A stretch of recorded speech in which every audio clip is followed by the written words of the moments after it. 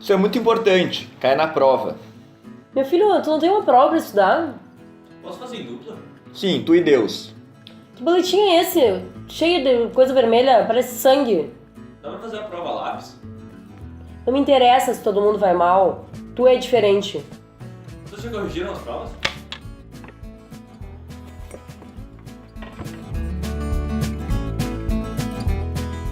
Tá, então... eu gostei do apito, acho que tem que ter um apito. Acho que agora corta porque ficou legal, que a gente teve uma sequência boa.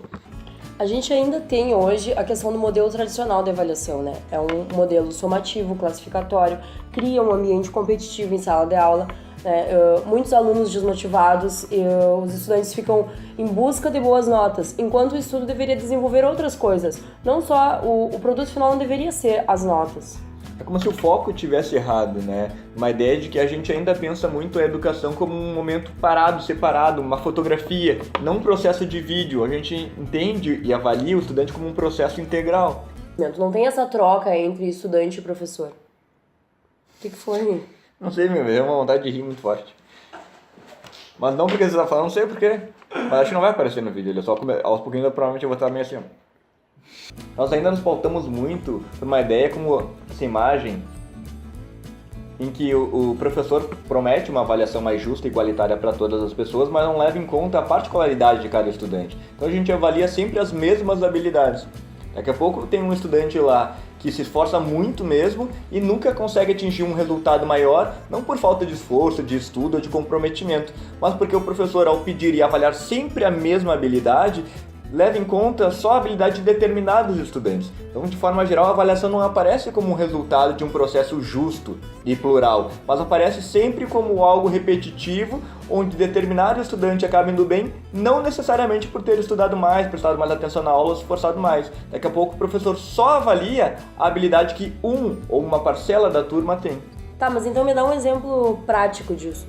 É que eu vejo a escola como constatando o óbvio e não avaliando o processo de esforço, né? A gente pode pegar a questão, sei lá, bota eu e o Neymar numa aula de futebol e treinássemos ao mesmo tempo, a mesma quantidade de horas. Só que em casa eu me esforçasse mais, cuidasse da alimentação, o horário, chegasse e depois repassasse os exercícios antes de ir para a escola, me esforçasse também. Ou seja, o meu processo de construção ali, de aprendizado do futebol é muito maior que o dele. Só que infinitamente ele vai jogar melhor do que eu, sempre. Isso não quer dizer que ele tenha se esforçado ou evoluído no futebol, que seria o objetivo da escolinha de futebol. Apenas a avaliação vai constatar que o Neymar tem uma habilidade maior do que eu no futebol. A escola faz isso, ela constata o óbvio. Ela não avalia o processo de desenvolvimento do estudante. A prova tradicional faz isso, constata o óbvio. E é por isso que a Maria tira sempre 10 na prova. Todo mundo já sabe, antes de entregar a prova, todo mundo já sabe que a prova da Mariazinha é 10.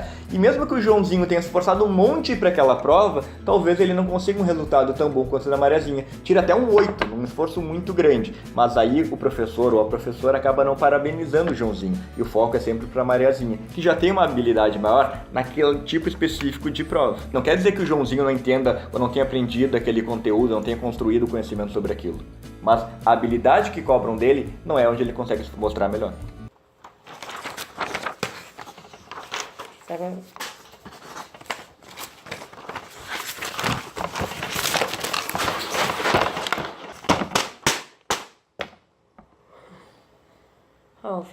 Ralph, não, Ralph.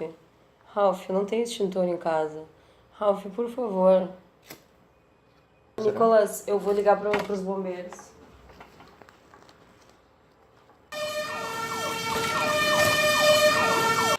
Que ideia, hein?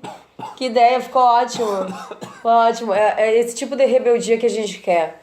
É essa mudança que o mundo precisa.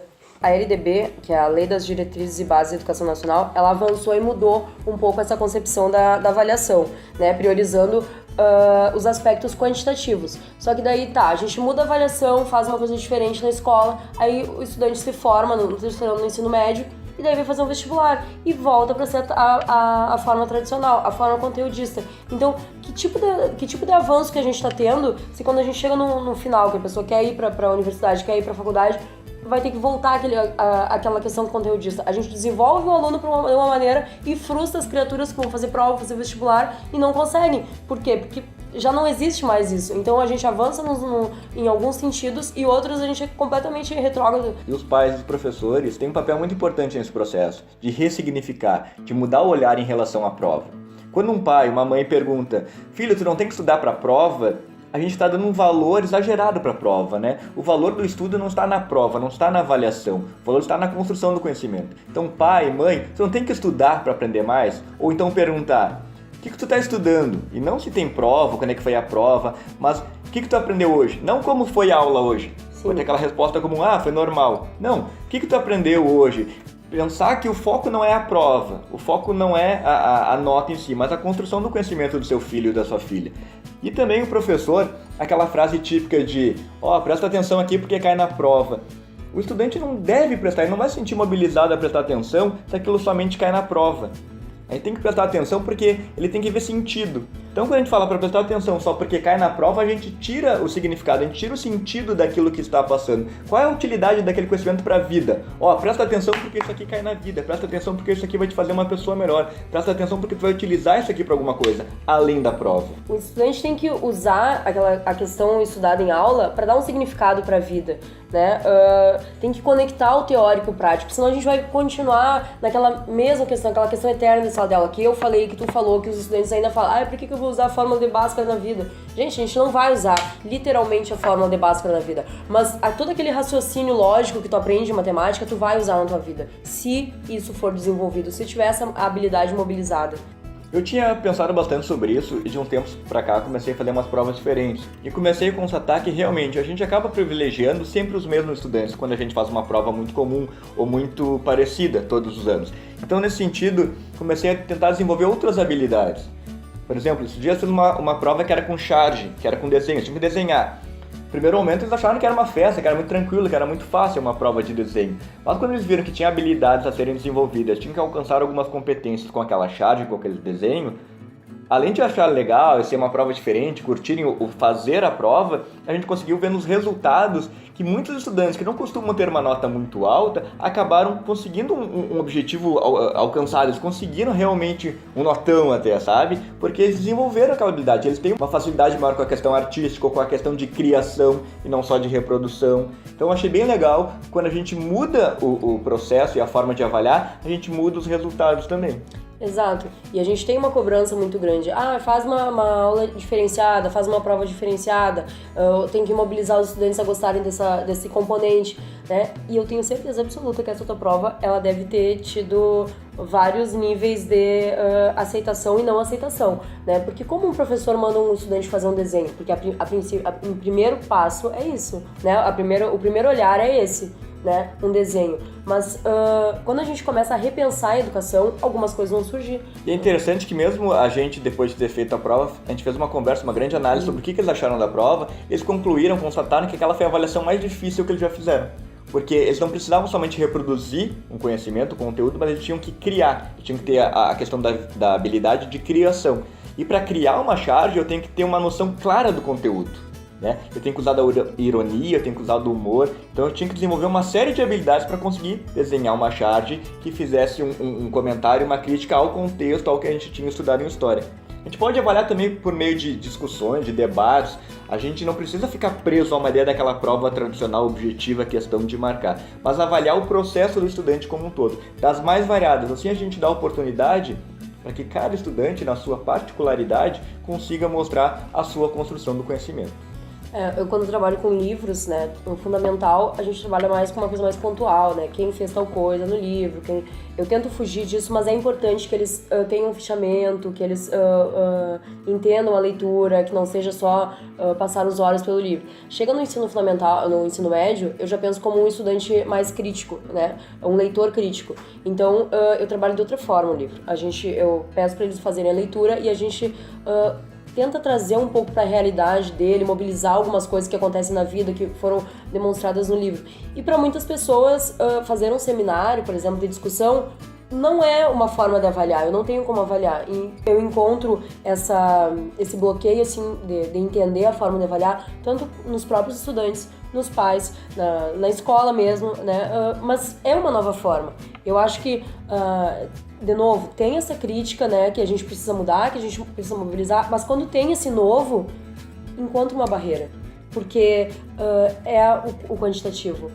Por mais que tudo acabe em nota, né? Tudo acaba em número. Por mais que tenha mudado LDB, por mais que o nosso discurso seja outro, no final, entendeu? É o final, se tem acima de 7, se tá com 10. Nós estamos mudando as práticas, mas o resultado final ainda continua o mesmo. Sim. Então a gente está fazendo um processo diferente, mas ainda a gente termina tendo que colocar tudo aquilo em um número.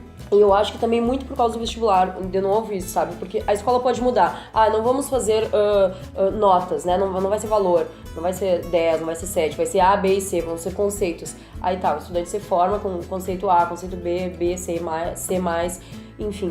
E chega no vestibular, e chega na prova do Enem ainda que seja mais próximo do que a gente pensa enquanto escola, mas chega num vestibular e vai ser conteudista, e vai ser aquele aluno que decorou, aquele aluno E a nota é pontuação, e a Exato. conversão, coloca um acima do outro, vê ali nível de quantas acertaram, quantas erraram. Exato.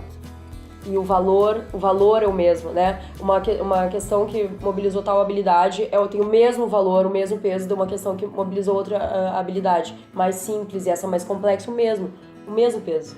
Até porque quando a gente trabalha com habilidade, competência, a gente não tá... diferente de conteúdo, a gente só acumula e vai lá e consegue mostrar aquilo. Habilidade as pessoas já têm, o que a gente faz é desenvolver. Portanto, nem faz sentido quando se trabalha por habilidade e competência ter um resultado em nota, um resultado final enquanto nota, mas sim enquanto competências atingidas. Mas a gente ainda, como eu falava, transforma o processo, o caminho, mas o resultado, a chegada, ainda é um problema pra gente. Pra gente, professores, educadores... estudantes, pais, comunidade escolar. E uma coisa bem importante é que assim, boa parte da população foi estudante, né? Então parece que isso qualifica a pessoa para falar sobre educação, para falar sobre escola. E não é verdade. Porque a gente fez um curso de graduação, a gente continua fazendo o curso de aperfeiçoamento, nós estamos nos colégios, então a gente que tem conhecimento de causa. Especialistas no tema, né? Especialista nisso. Por exemplo, Ralf, se tu tem um tumor cerebral, tu vai no médico, o médico diz, olha, Ralf, tu tem um tumor cerebral. E a tua mãe diz, não, meu filho, vai tratar com suco de laranja. É muito melhor. Por que a gente não leva em consideração o suco de laranja da tua mãe, mas quando a outra pessoa que não está dentro da área da educação vem falar, a gente se sente questionado, a gente se sente ameaçado.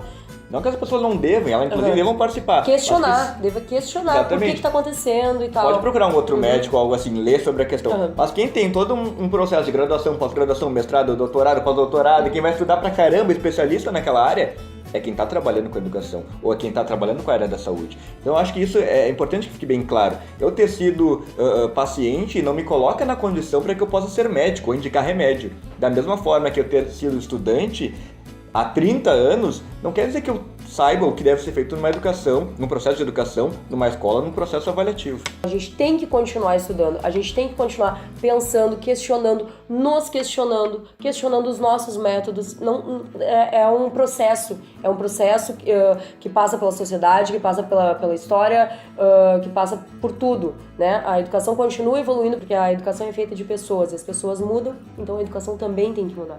E uma questão que se coloca é porque na educação a gente tenta cada vez mais aprender e avaliar de várias formas. Só que numa educação integral, numa formação, numa construção de cidadão enquanto um estudante, a questão fica, como eu avalio isso?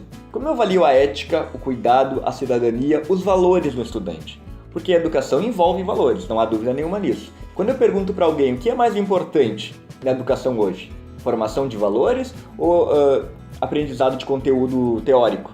Todo mundo fala que são os valores. Mas como eu consigo avaliar os valores? Como eu consigo levar em conta a ética do meu estudante, o comportamento dele com os outros na hora do boletim, na hora de dar uma nota para ele? Como eu faço para avaliar isso? Como eu avalio valores? Como o estudante vai entrar numa universidade através dos valores? O vestibular não vai cobrar isso. Mas se a gente quer mudar o mundo, a gente quer mudar a sociedade no sentido de valores, de que forma eles estão sendo avaliados no processo escolar? Ou seja, vale mais um estudante que tira 10 e é um antiético, é corrupto, é hipócrita, é desonesto com seus colegas, é preconceituoso com seus professores? Ou vale mais um estudante que tirou 8 numa prova, conseguiu dar conta de parte do conteúdo, mas não consegue... Seria 10 se a gente conseguisse avaliar os valores dele, enquanto alguém que ajuda o próximo, tem cuidado com todo mundo, extremamente ético, cidadão, engajado. Sabe que isso é pior ainda, que a gente vê na realidade do adulto, que as pessoas são contratadas em uma empresa pelo seu conteúdo, pelo seu currículo, pelo que ela consegue falar, pelo falar bem, por todas essas habilidades de profissional que ela tem. E aquilo ela consegue mostrar, porque aquilo tá no diploma, Exato, e as pessoas são demitidas porque não tem valores. Exatamente. E a gente deixa essa questão final, que é como avaliar os valores em sala de aula? Se isso aparecer, você já sabe o que falar, hein? Não sei. Não muda de assunto. Tá, então aqui a gente tem a lista de motivo para o nosso afastamento. A gente teve que parar porque ficamos pesquisando quem era, afinal de contas, Zezé de Camargo e Luciano. Infelizmente não encontramos. Tem também a questão do Ralph de Jesus. A Igreja Católica entrou em contato com a gente para ele começar a ensaiar para fazer a Paixão de Cristo. A gente estava conversando com o Datena para falar sobre o canal dele. O Thiago Leifert também reclamou que ele é o apresentador do Big Brother e não o Pedro Bial. Nicolas pegou vários G2 na faculdade. O Ralph começou a ensaiar com a banda. E eu lancei um livro! Êêêê! Tem que pegar outro livro, um beijo. Um beijo, gente! Ô Maria, me dá um autógrafo. Tem que comprar.